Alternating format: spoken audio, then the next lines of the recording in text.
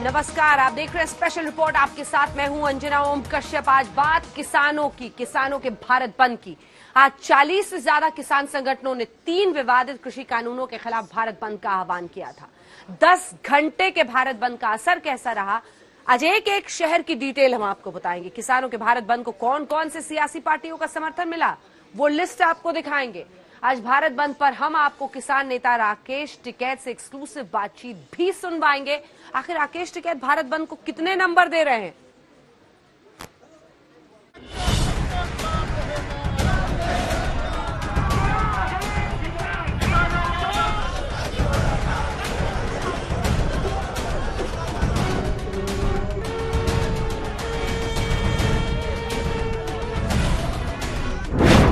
दस घंटे के राष्ट्रव्यापी बंद की फुल रिपोर्ट।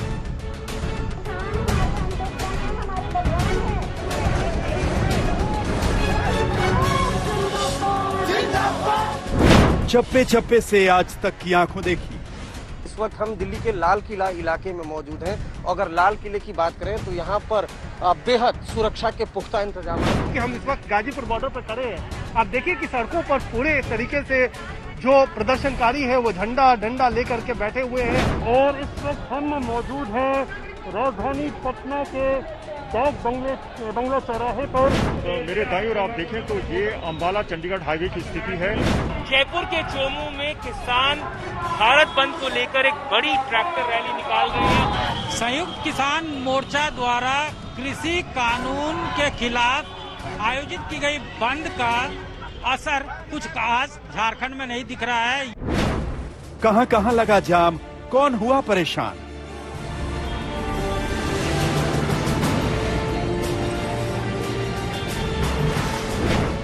कहां रहा असरदार, कहां रहा फ्लॉप?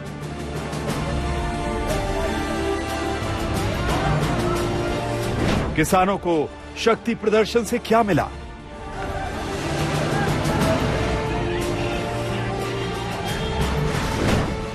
किसानों के सपोर्ट में कितनी पार्टियां आई?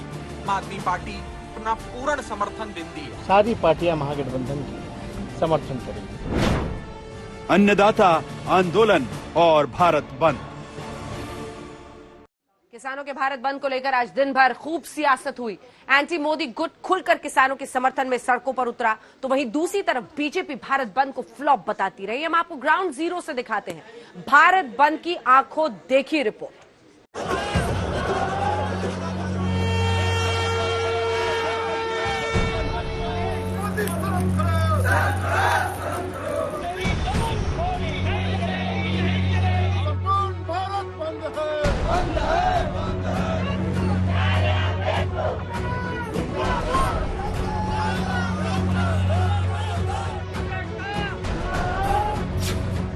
तस्वीर नंबर 1, दिल्ली गुरुग्राम बॉर्डर पर भयंकर जाम।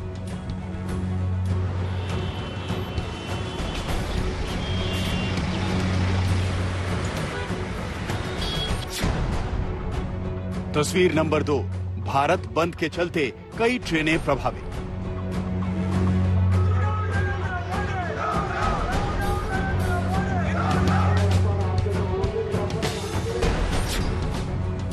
तस्वीर नंबर 3, पंजाब से दिल्ली तक जबरदस्त असर।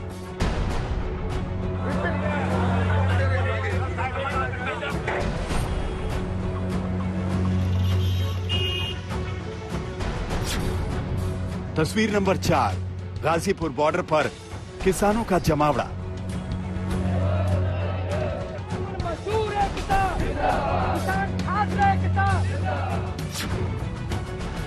तस्वीर नंबर 5, भारत बंद के समर्थन में सियासी पार्टियां।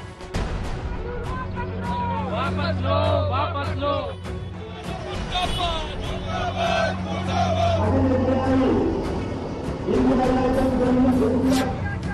आज विवादित कृषि कानून के 1 साल पूरा होने पर किसान संगठनों ने राष्ट्रव्यापी बंद से अपनी शक्ति दिखाई।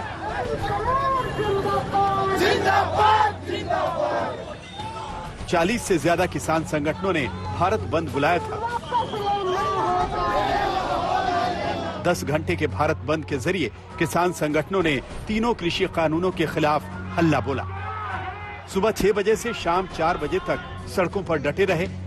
मांग रखी कि तीनों विवादित कृषि कानून वापस लिए जाएं। आंदोलन का रास्ता छोड़कर वार्ता का रास्ता अपनाएं। सरकार उनके द्वारा बताई गई आपत्ति पर विचार करने के लिए तैयार है। आंदोलन का ये भी एक हिस्सा है। सरकार है, सरकार बेईमानी है, धोखेबाज है। जो सरकारें हैं वो एलिगेशन लगाने का काम करती है, दूसरे को नीचा दिखाने का काम करती है, षड्यंत्र रचती है। दरअसल बीते 10 महीने से किसान नए कृषि कानूनों के खिलाफ आंदोलन कर रहे हैं। कानून को काला बताकर केंद्र सरकार से इसे वापस लेने की मांग कर रहे हैं, लेकिन सुलह का रास्ता अब तक निकला नहीं। आज राष्ट्रव्यापी बंद के जरिए किसान संगठनों ने अपने हक की लड़ाई को और धार देने की कोशिश की है। आखिर किसानों के भारत बंद का असर देश भर में कैसा रहा, ये आपको बताते हैं। आज उत्तर भारत के 3 राज्य पंजाब, हरियाणा और दिल्ली में भारत बंद का असर साफ दिखा। दिल्ली एनसीआर के अलग अलग बॉर्डर पर लंबा ट्रैफिक जाम दिखा। ये तस्वीरें गुरुग्राम दिल्ली बॉर्डर की है, जहां पर कई किलोमीटर लंबा जाम लग गया। घंटों तक लोग जाम में फंसे रहे। हरियाणा के कई जिलों में किसानों ने ट्रेन रोकी, सड़कों पर प्रदर्शन किए। वहीं पंजाब के अमृतसर में भी किसानों ने रेलवे ट्रैक जाम कर दिया। आज पंजाब और हरियाणा के ज्यादातर शहरों में किसानों के भारत बंद का असर दिखा। हाईवे और सड़कों पर आवाजाही घंटों ठप रही। दूसरी तरफ सिंघू बॉर्डर से लेकर गाजीपुर बॉर्डर तक किसानों की एकजुटता साफ नजर आई। अब आपको देश के कुछ और हिस्सों में भारत बंद के हाल दिखाते हैं। महाराष्ट्र में भारत बंद का असर मुंबई अहमदाबाद हाईवे पर दिखा। हालांकि पूरे महाराष्ट्र में भारत बंद का व्यापक असर नहीं दिखा। वहीं बिहार के कुछ जिलों में किसानों के सपोर्ट में आरजेडी ने प्रदर्शन किया, जबकि झारखंड और केरल में मिला जुला असर दिखाई दिया। तमिलनाडु में प्रदर्शन के दौरान हिंसक झड़प हुई।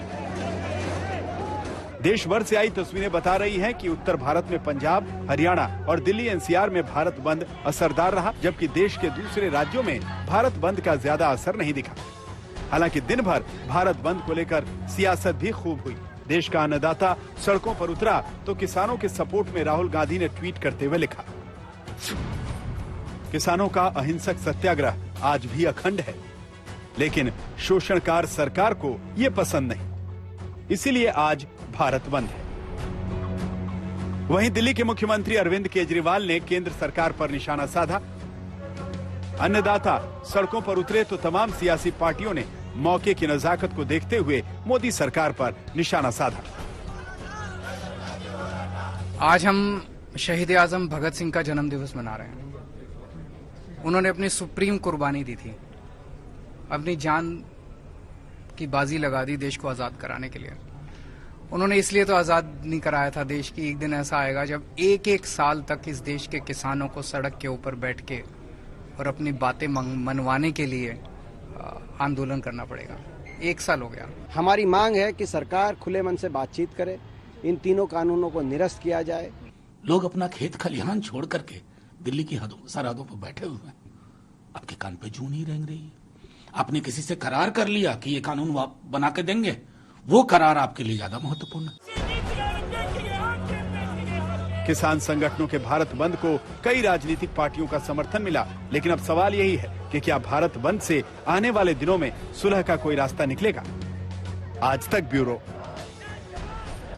अब आपको सुनवाते हैं भारत बंद पर राकेश टिकैत ने आज तक से क्या कहा। टिकैत जी, आज दिन भर का ये आंदोलन दिखा। तस्वीरें हम सुबह से आपकी दिखा रहे हैं अलग अलग जगहों पर। सबसे ज्यादा असर सर इसका पंजाब में, हरियाणा में दिखा है। हाँ जी। लेकिन यूपी में चुनाव होने वाले हैं और यूपी को लेकर आप लगातार हुंकार भर रहे हैं। वहां पर बहुत ज्यादा असर नहीं दिखा है। बिहार में दिखा, झारखंड में दिखा, कई पार्टियां भी आपके साथ हैं। लग रहा है सरकार पर इतना दबाव बन गया कि वो कानून वापस ले लेंगे। सरकार का तो नहीं पता कानून वापसी लेंगे नहीं लेंगे, लेकिन आंदोलन तो ठीक रहा, सक्सेसफुल रहा आंदोलन। तो यूपी में भी करीब 800 से ज्यादा जगह आंदोलन हुए, 800 से ज्यादा। लेकिन दुकानें वगैरह वहां पर खुली रही और दफ्तर खुले रहे। जैसे पंजाब में 350 जगहों पर हुआ सर, तो वहां पर दुकानें बंद थी, दफ्तर ठप थे। जी जी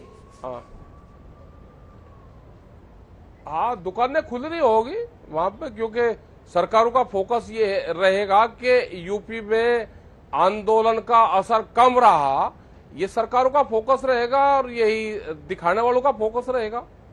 आंदोलन ठीक रहा, सक्सेसफुल रहा, और जहां जहां पे भी आंदोलन करे सब लोगों ने वहां पे आंदोलन में सक्सेस करी। और हम ये बता देना चाहते हैं कि हमने सीलबंद आंदोलन नहीं किया, हमने लोगों को रिलीफ भी दी, लोग आते जाते भी रहे, वो भी छूट थी वहां पे। कृषि मंत्री तो सर आज भी कह रहे थे कि बातचीत के लिए हम तैयार हैं, बातचीत के लिए आइए। वो कंडीशनल बात करना चाहते हैं, वो कहते हैं कि कानून वापसी नहीं होगा और बातचीत कर लो। हमने कहा कि जो भी आपको बात करनी है वो मकान के अंदर अपनी बात आप बताओ, पहले आप लिख के ड्राफ्ट लग के हमसे साइन करवाने मत बोलो, वहां पर ना हम साइन करने जाएंगे। अगर उन्हें पहले ही फैसला कर लिया तो हम तो नहीं जाएंगे। लेकिन वो तो कहते हैं कि आप भी रट के आते हैं सर, पावर देनी पड़ेगी। आप भी रट के आते हैं, आप कहते हैं तीनों कृषि कानून वापस लो वरना मानेंगे नहीं। तो अगर कोई बातचीत करनी है तो वो अंदर बताए ना अपनी बात। ये तो सरकार की भाषा बोलते हैं ना, वे पूर्ण रूप से जो सरकार उनको कहती है, एक चीज से आगे वे भी पिछले 8 महीने से बढ़े ही नहीं कि हम बातचीत को तैयार है, कानून वापसी नहीं लेंगे, संशोधन पर बात कर लो। इन शब्दों से अलग उन्होंने आज तक कोई शब्द नहीं कहा। एक आदमी अपनी तरफ से भी कोई बात कहते। दिखाइए एक बार सर, सड़क जाम, जो आम लोग हैं उनको तो बड़ी मुश्किलें हुई है सर। पूरे दिल्ली एनसीआर का देखिए, ये ऊपर से व्यू देखेंगे आप, अंबार है जैसे एक समुद्र है गाड़ियों का, बड़ी दिक्कत हुई है सर। छोटे छोटे शहरों में तो कई जगह पर उत्पात मचा है, पटना में, कई जगहों पर पंजाब में, हरियाणा में। जनता फिर कैसे माफ करेगी? उनको तो गुस्सा आएगा ना कि हमारी क्या गलती है भाई। ठीक है साहब, हाँ तो हमारी क्या गलती है? ये इसी जनता की तो लड़ाई है। जो ये जनता आलू 20 रुपया किलो खरीद रही, किसान इनको 2 रुपए किलो बेच रहा है, तो ये इन्हीं की तो लड़ाई है। ये रोटी बाजार की वस्तु ना बने तो ये लड़ाई जनता की तो है।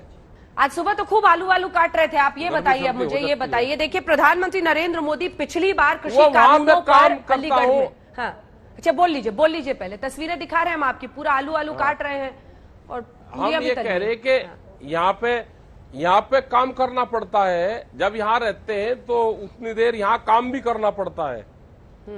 हम कोई फ्री नहीं रहते, खेत में है तो खेत में काम करेंगे, यहाँ पे है तो यहाँ पे काम करना चाहिए, सब आदमी को काम करना चाहिए।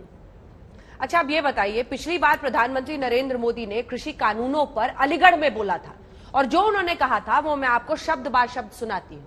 उन्होंने कहा इस देश में 10 में से 8 किसान छोटे किसान हैं जिनके पास 2 हेक्टेयर से कम जमीन है, और इन तीनों कृषि कानूनों से उन किसानों को फायदा होगा, बिचौलियों का अंत होगा। उन्होंने कहा कि हमें उनकी चिंता है और इसीलिए हम उन 8 किसानों के साथ हैं। वो तो ये साफ कह रहे हैं कि जो छोटा किसान है उसको इन कृषि कानूनों से फायदा होगा और सरकार इसीलिए इन कृषि कानूनों पर अडिग है। इस पर टिकैत साहब आपका क्या जवाब होगा? आप ये गारंटी दे दो कि उन छोटा जो 2 हेक्टेयर का किसान है उनको पूर्ण रूप से एमएसपी का लाभ मिलेगा। आप उनकी फसलों को बिकवा दो। पहले आप जाओ शाहजहांपुर में, आप जाओ बरेली में, आप जाओ पलिया में, आप सब जगह जाओ, एमएसपी से कम पे खरीद होती है। और अभी 1200 रुपए के आसपास वहां पे खरीद चल रही है धान की। ये जो व्यापारी है जो किसान से सस्ते में खरीदता है, ये इसको कहां बेचता है, इसकी भी एक बार जानकारी कर लो। हमने एक डाटा दिया था अकेले रामपुर डिस्ट्रिक्ट का।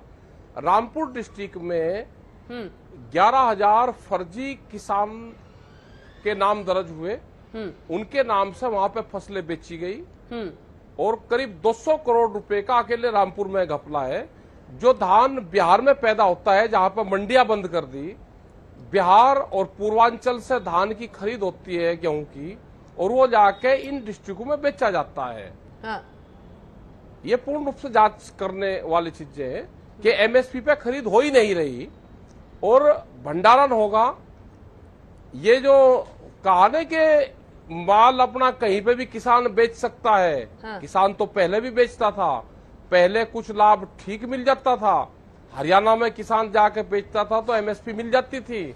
आज तो किसान को बांध दिया पूर्ण रूप से कि किसान कहीं दूसरे क्रय केंद्र पे जा ही नहीं सकता, उसका माल बिकता ही नहीं। ठीक है साहब। लेकिन बड़ा बड़ा जो व्यापारी है, अडानी जैसे लोग हैं, इनके सिप्पे सलार कुछ लोग हैं, सस्ते में धान खरीद के, फसलें खरीद के, सस्ते में मक्का और जितनी भी फसलें हैं चना, ये खरीद के स्टॉक करते हैं। मिलर्स, व्यापारी, नेता, अधिकारी सब मिले हुए हैं और बहुत बड़ा एक घपला, ये बड़ा षड्यंत्र देश के किसानों के साथ में रचा जा रहा है।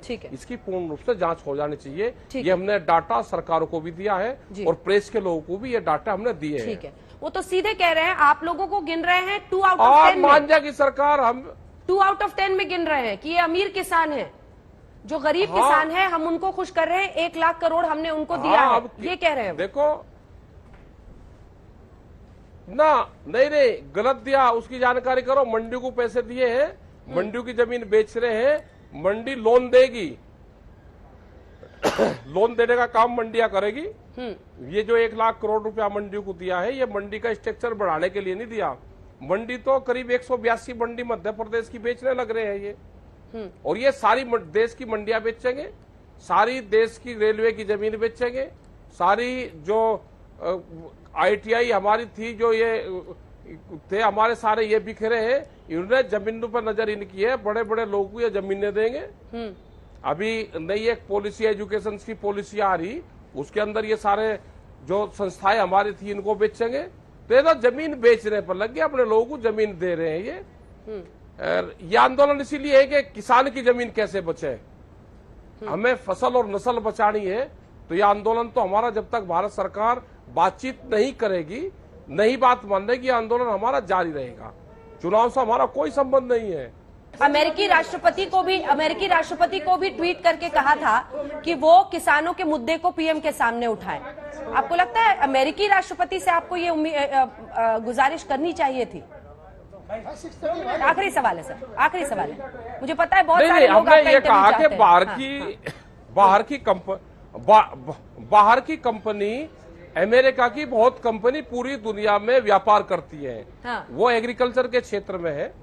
तो हमने ये कहा कि जब 2 राष्ट्राध्यक्षों की बातचीत हो तो उनकी कंपनियों से बाहर बहुत नुकसान होता है, बड़ी कंपनियों से, क्योंकि वे बहुत बड़े व्यापारी हैं। तो ये एक सब्जेक्ट रहना चाहिए कि जब भी राष्ट्राध्यक्षों से बातचीत हो तो एग्रीकल्चर का सब्जेक्ट आना चाहिए। और अमेरिका का किसान भी दुखी है, उसका ट्वीट मैं आपको भेज देता हूँ, वहां का जो वहां कंपनी आई है और उन्होंने वहां के किसानों को भी बर्बाद करा है। उन किसानों ने कहा है कि हम यहाँ पे बर्बाद हो चुके हैं पूरे, आप लोग अपने आप को कंपनी राज से बचाना। ये अमेरिका के करीब 10 किसानों का इंटरव्यू मैं आपको दे सकता हूँ, अभी मैं भेज दूंगा आपके पास। चलिए ठीक है, पोर्टस को आपने लिखा था president of the United states of America कृषि कानूनों पर, इसीलिए हमने सोचा एक आखिरी सवाल आपसे पूछ लें। बहुत बहुत धन्यवाद आपका राकेश टिकैत हमारे साथ जुड़ने के लिए। और अब बात प्रधानमंत्री नरेंद्र मोदी की। जी हाँ, अमेरिकी दौरे से लौटे मोदी अभी तक चर्चा में बने हुए हैं और अब जो पीएम मोदी ने किया है उसने समूचे देश को चौंका दिया। विरोधियों को तो मोदी का ये नया सरप्राइज बिल्कुल रास नहीं आ रहा। तरह तरह के तंज कसे जा रहे हैं क्योंकि मोदी बिना बताए अचानक सेंट्रल विस्टा प्रोजेक्ट साइट पर पहुंच गए। जी हाँ, वही सेंट्रल विस्टा प्रोजेक्ट जिसके तहत नया संसद भवन बन रहा है।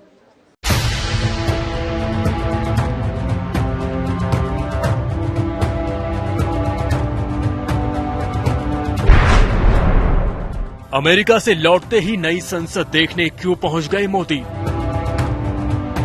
ये राज्यसभा है, ये लोकसभा है। अचानक से नई संसद का मुआयना करने का मतलब क्या है?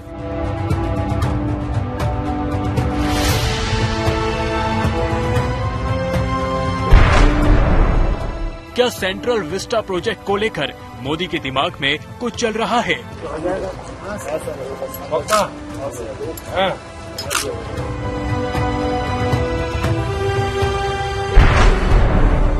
20,000 करोड़ का पूरा सेंट्रल विस्टा प्रोजेक्ट आखिर क्या है?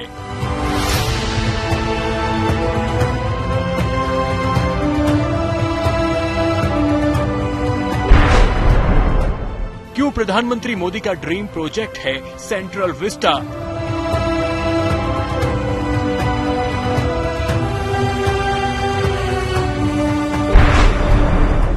सेंट्रल विस्टा प्रोजेक्ट को लेकर विवाद क्यों हुआ? राज्यसभा का इतना बड़ा पवित्र काम आपके हाथों से हो रहा है, बड़े समय पे चल रही है आप लोगों की लेवल से कितना? ये लगभग 7.5 मीटर। कब तक बनेगी पीएम मोदी के सपनों की नई संसद?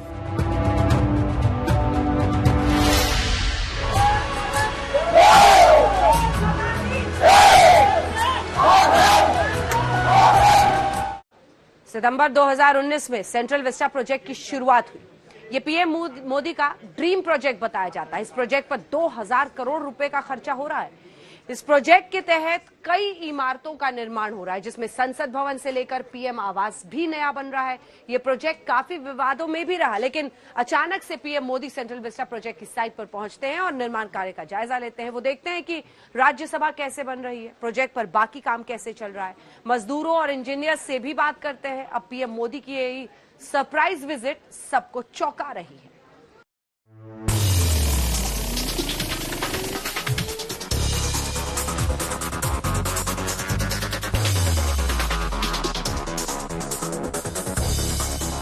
राज्यसभा का राज्यसभा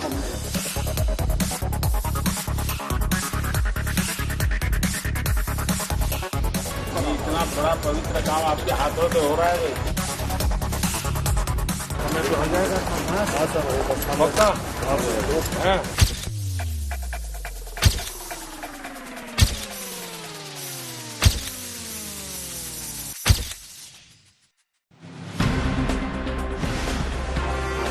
मोदी को अक्सर सबको चौंकाने की आदत है। वो कब क्या करेंगे, कैसे दुनिया के सामने पेश हो जाएंगे, ये कोई नहीं जानता।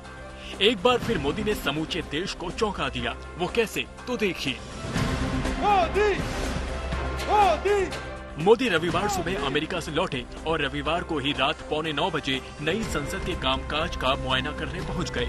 जी हाँ, सेंट्रल विस्टा प्रोजेक्ट साइट पर। वो सेंट्रल विस्टा प्रोजेक्ट जो 20,000 करोड़ रुपए की लागत से बन रहा है। इस प्रोजेक्ट में नई संसद भवन का भी निर्माण शामिल है, जिस पर 1000 करोड़ रुपए के खर्च का अनुमान है। मोदी नई संसद भवन के निर्माण कार्य का जायजा लेने अचानक से पहुंच गए तो तस्वीरें सोशल मीडिया पर वायरल हो गई।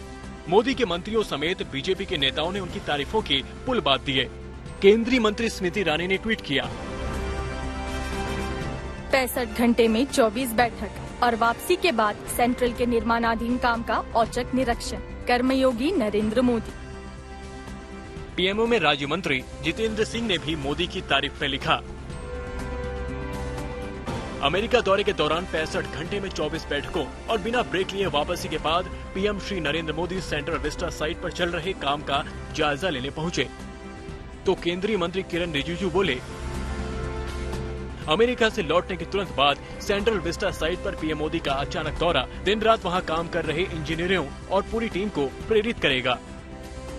बीजेपी के ज्यादातर बड़े नेताओं ने मोदी की फोटो साझा कर उन्हें कर्मयोगी तो कभी न थकने वाला बताया है, लेकिन नई संसद की साइट पर बिना बताए अचानक से अकेले पहुंचने पर विपक्ष ने उन्हें घेर लिया। ओवैसी ने कह दिया, मोदी इस तरह से अकेले साइट विजिट नहीं कर सकते हैं। प्रधानमंत्री जो है वो संविधान के लिहाज से, theory of separation of powers के लिहाज से एग्जीक्यूटिव का हिस्सा है। अगर प्रधानमंत्री सिर्फ अकेले जाकर नई पार्लियामेंट की बिल्डिंग जो कंस्ट्रक्ट हो रही है उसका मायना करेंगे, इंस्पेक्ट करेंगे, तो मेरा मानना है वो गलत था। क्यों गलत था? क्योंकि वो theory of separation of powers के खिलाफ उनका ये स्टेप है। दूसरा, उस हाउस का जो कस्टोडियन है वो स्पीकर है, स्पीकर ऑफ लोकसभा, वो उनके साथ क्यों नहीं थे? ये ऐसी जगह नहीं है कि प्रधानमंत्री निकलकर राष्ट्रपति की रोड का मायना कर लें। प्रधानमंत्री वो कर सकते हैं, मगर जब आप पार्लियामेंट के अंदर जा रहे हैं तो पार्लियामेंट स्पीकर के तहत आता है, चाहे वो प्रधानमंत्री हो चाहे प्रेसिडेंट ऑफ इंडिया हो। वहां की जिम्मेदारी, वहां का कस्टोडियन स्पीकर है। प्रधानमंत्री अकेले क्यों गए? स्पीकर को बुलाना चाहिए था, स्पीकर उनके साथ होना चाहिए था। तो इसलिए हमने कहा कि वो theory of separation of powers के, उनका जो विजिट करना वो theory of separation of powers के खिलाफ जाता है। सेंट्रल विस्टा प्रोजेक्ट को पावर कॉरिडोर क्यों कहा जाता है और ये पूरा प्रोजेक्ट है, इसके बारे में हम आपको बताएंगे। लेकिन उससे पहले आपको दिखाते हैं कि जब मोदी प्रोजेक्ट साइट पर पहुंचे तो उन्होंने क्या क्या किया। सेंट्रल विस्टा प्रोजेक्ट मोदी के दिल के बेहद करीब है, लिहाजा वो बिना किसी प्लान के यहाँ पहुँच गए। प्रधानमंत्री ने सेंट्रल विस्टा के काम को बारीकी से देखा और करीब 1 घंटा यहाँ गुजारा। कंस्ट्रक्शन साइट पर उबड़ खाबड़ रास्तों से होते हुए पीएम मोदी ने हर निर्माण को करीब से देखा, उससे जुड़ी जानकारियाँ ली और तो और साइट पर काम कर रहे मजदूरों से बात भी की।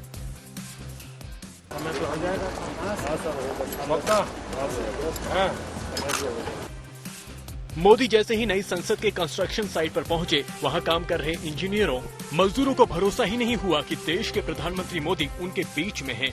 साइट काम कर रहे सभी लोगों के लिए ये किसी बड़े सरप्राइज से कम नहीं था। इतना बड़ा पवित्र काम आपके हाथों से हो रहा है। नए भारत के इस नव निर्माण की नब्ज टटोलने पीएम मोदी आगे बढ़े। मुश्किल रास्तों से होते हुए मोदी निर्माण क्षेत्र के उन हिस्सों में पहुंचे जो सेंट्रल विस्टा का बेहद खास हिस्सा है। जी हाँ, जहां भारत के भविष्य की राज्यसभा बिल्डिंग बन रही है। प्रोजेक्ट की दशा और दिशा समझने के बाद पीएम ने राज्यसभा की इमारत में चल रहे काम को खुद देखा। यही वो जगह है जहां राज्यसभा का नया हॉल आकार लेने वाला है। राज्यसभा है, ये लोकसभा है, ये मेरी मेन सदन लड़की जो है उनका सिटिंग अरेंजमेंट सारा जगह है, तो मौका नहीं पड़ा। ओरिजिनल राज्यसभा का यहीं और लोग राज्यसभा में। प्रधानमंत्री मोदी इस प्रोजेक्ट को आकार लेते हुए देख रहे थे, जिसकी नींव उन्होंने खुद 1 साल पहले रखी थी। संसद भवन को 2022 तक पूरा होना है और यहाँ बनने वाले संसद भवन में ही अगले साल शीतकालीन सत्र होना है। जिस रफ्तार से यहाँ काम चल रहा है, उससे साफ लगने लगा है कि 2022 का टारगेट पूरा हो जाएगा।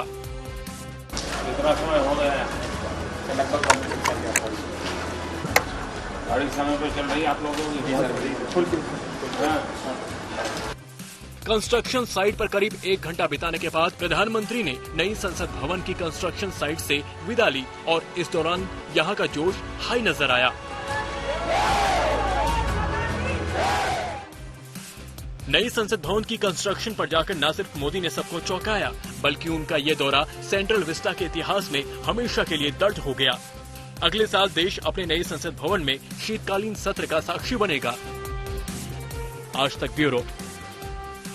लैटिन्स की दिल्ली के 100 साल होने जा रहे हैं, लेकिन उससे पहले ही प्रधानमंत्री मोदी ने बदलाव की नींव रख दी। जी हाँ, central Vista project redevelopment project दरअसल शुरू हो गया है। सरकार राजधानी को नया रूप देने वाले एडविन लटिन्स और हर्बर्ट बेकर की बनाई गई इमारतों में बदलाव कर रही है।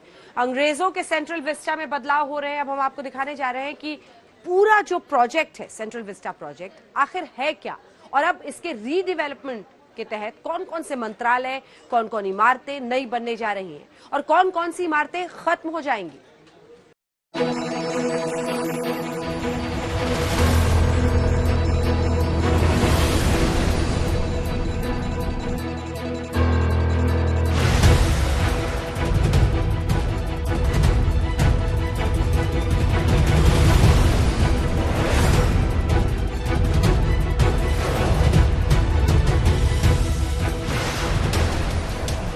सेंट्रल विस्टा प्रोजेक्ट प्रधानमंत्री नरेंद्र मोदी का ड्रीम प्रोजेक्ट है, लेकिन जब से इसकी घोषणा हुई है तभी से लेकर कोई ना कोई विवाद भी पीछा करता आया है। कोरोना काल में सेंट्रल विस्टा प्रोजेक्ट पर दिल्ली हाई कोर्ट में दाखिल की गई याचिका को कड़ी फटकार लगाते हुए खारिज कर दिया गया। लेकिन आज हम इस प्रोजेक्ट के विवादों की बात नहीं करेंगे, बल्कि आपको दिखाएंगे कि इस प्रोजेक्ट के तहत क्या क्या काम हो रहे हैं, आखिर इसमें कहां क्या बनना है, कितनी इमारतें इसमें गिराई जाएंगी, कितनी इमारतों को रेनोवेट किया जाएगा, कितनी इमारतों का इस्तेमाल बदलेगा और संसद की नई बिल्डिंग में कहां क्या होगा। आइए जानते हैं। नई दिल्ली में राष्ट्रपति भवन से लेकर इंडिया गेट तक के 3.2 किलोमीटर के एरिया को सेंट्रल विस्टा कहते हैं। इसकी कहानी 1911 से शुरू होती है। ये वो दौर था जब भारत में अंग्रेजों का शासन था। कलकत्ता उनकी राजधानी थी, लेकिन बंगाल में बढ़ते विरोध के बीच दिसंबर 1911 में किंग जॉर्ज पंचम ने भारत की राजधानी कलकत्ता से दिल्ली शिफ्ट करने का ऐलान किया और दिल्ली में अहम इमारतें बनाने का जिम्मा मिला एडविन लुटियंस को। हार्बर्ट बेकर को। इन दोनों ने ही सेंट्रल विस्टा को डिजाइन किया। लुटियंस और बेकर ने उस वक्त गवर्नमेंट हाउस, जो अब राष्ट्रपति भवन है, इंडिया का काउंसिल हाउस, जो अब संसद है, नॉर्थ ब्लॉक, साउथ ब्लॉक और किंग जॉर्ज स्टैचू, जिसे बाद में वार मेमोरियल बनाया गया, इनका निर्माण किया। इस प्रोजेक्ट की शुरुआत में ही राजपथ के दोनों ओर एडमिनिस्ट्रेटिव ऑफिस बनाने का प्लान था, लेकिन ये आजादी के वक्त तक नहीं बन सके थे। यानी जब देश आजाद हुआ तो सेंट्रल विस्टा का अधूरा मॉडल मिला। आजादी के बाद सेंट्रल विस्टा के दोनों ओर कई इमारतें बनी। रेल भवन, वायु भवन, उद्योग भवन, कृषि भवन जैसी इमारतें 1962 तक यहाँ बन चुकी थी। इसी तरह अलग अलग मंत्रालयों ने अलग अलग इमारतें बनाई। इस वक्त सेंट्रल विस्टा के अंदर राष्ट्रपति भवन, संसद भवन, north block, south block, rail Bhavan, Vayu भवन, कृषि भवन, उद्योग भवन, शास्त्री भवन, निर्माण भवन, नेशनल आर्काइव्स, जवाहर भवन, Indira Gandhi national centre for art, उपराष्ट्रपति का घर, नेशनल म्यूजियम, विज्ञान भवन, रक्षा Bhavan, Vanijya Bhavan, Hyderabad House, Jamnagar House, India Gate, National War Memorial और बीकानेर हाउस आते हैं। सेंट्रल विस्टा के पूरे एरिया को नए सिरे से डेवलप करने के प्रोजेक्ट का नाम सेंट्रल विस्टा रीडेवलपमेंट प्रोजेक्ट है। इसमें मौजूदा कुछ इमारतों में बदलाव नहीं होगा, तो कुछ को किसी और काम में इस्तेमाल किया जाएगा, कुछ को रेनोवेट किया जाएगा, तो कुछ को गिराकर उनकी जगह नई इमारतें बनाई जाएंगी। जानकारों की माने तो Rashtrapati Bhavan, India Gate, War Memorial, Hyderabad House, Rail Bhavan, Vayu भवन रीडेवलपमेंट प्रोजेक्ट का हिस्सा नहीं है। नॉर्थ ब्लॉक, जहां अभी finance ministry, home ministry, central board of direct taxes का ऑफिस है। साउथ ब्लॉक, जहां अभी PMO, defence ministry, foreign ministry, cabinet secretariat, national security council office है। इन दोनों को नेशनल म्यूजियम में बदला जाएगा। संसद की मौजूदा इमारत को पुरातत्व धरोहर में बदला जाएगा। इसका इस्तेमाल संसदीय कार्यक्रमों में भी किया जाएगा। इस प्रोजेक्ट में संसद की नई बिल्डिंग बनेगी, प्रधानमंत्री और उपराष्ट्रपति के नए आवास बनेंगे, नया सेंट्रल सेक्रेटेरिएट बनेगा, जिसमें सरकार के सभी मंत्रालयों और उनके ऑफिस शिफ्ट होंगे।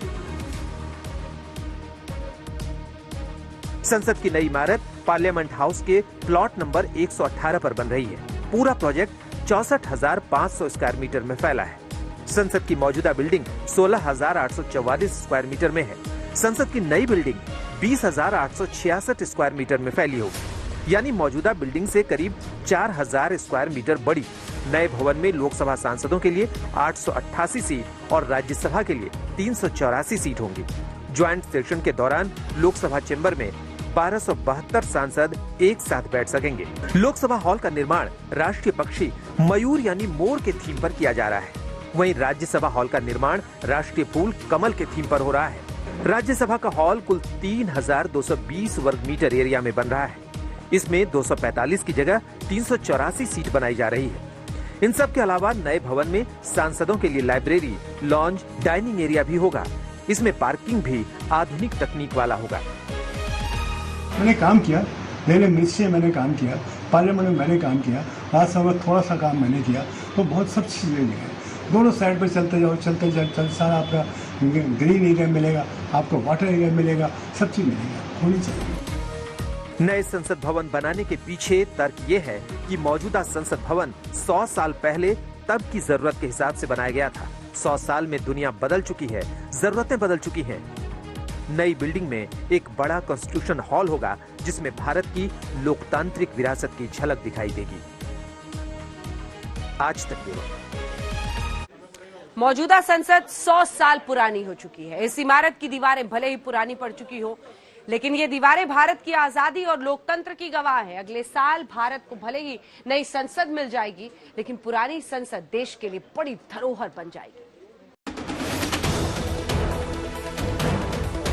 भारत में नए संसद भवन के निर्माण के लिए केंद्र सरकार ने खजाना खोल दिया है। करीब 1,000 करोड़ रुपए की लागत से बनने जा रहे संसद के नए भवन का निर्माण कार्य 2022 तक पूरा हो जाएगा। दुनिया भर से अगर तुलना करें तो भारत का संसद भवन अभी नया है और इसे बनाए हुए मात्र 93 साल हुए हैं। 566 मीटर व्यास वाले संसद भवन का निर्माण 1921 में शुरू हुआ था। ये 6 साल में बनकर तैयार हुआ था। तब इसके निर्माण पर 83 लाख रुपए खर्च हुए थे। इसका उद्घाटन 18 जनवरी 1927 को तत्कालीन गवर्नर जनरल लॉर्ड इरविन ने किया था। भारत के पुराने संसद भवन का डिजाइन एडविन लुटियंस और हर्बर्ट बेकर ने बनाया था। वर्तमान संसद का पूरा परिसर 2.4 हेक्टेयर इलाके में बना है। संसद भवन के पहले तल का गलियारा 144 मजबूत खंभों पर टिका है। संसद भवन में 12 प्रवेश द्वार है, जिनमें गेट नंबर 1 मुख्य द्वार है। इस संसद भवन ने देश की आजादी, संविधान की रचना समेत कई ऐतिहासिक पलों को देखा है। 93 साल तक भारतीय लोकतंत्र का गवाह बनी रही इस इमारत को लेकर भी केंद्र सरकार ने प्लान तैयार किया है। मौजूदा संसद भवन को वक्त वक्त पर संसदीय कार्यक्रमों के लिए इस्तेमाल में लाया जाएगा। इसके अलावा इसका इस्तेमाल एक म्यूजियम के तौर पर होगा, ताकि आने वाली पीढ़ी को देश की लोकतांत्रिक यात्रा के बारे में पता चल सके। आज तक ब्यूरो। ऐसे के साथ स्पेशल रिपोर्ट में न्यूज रूम से इतना ही, लेकिन देश दुनिया की बाकी खबरों के लिए आप देखते रहिए आज तक।